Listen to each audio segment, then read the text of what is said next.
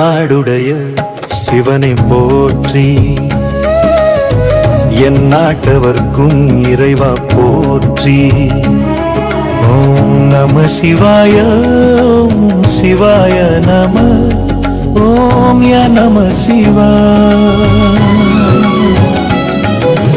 அன்புடனே சரணடைந்தால் அஞ்சிடாதே என் மகனே, ஆதிசிவன் நான் இருக்கேன், அள்ளி தருவேன் வரமே.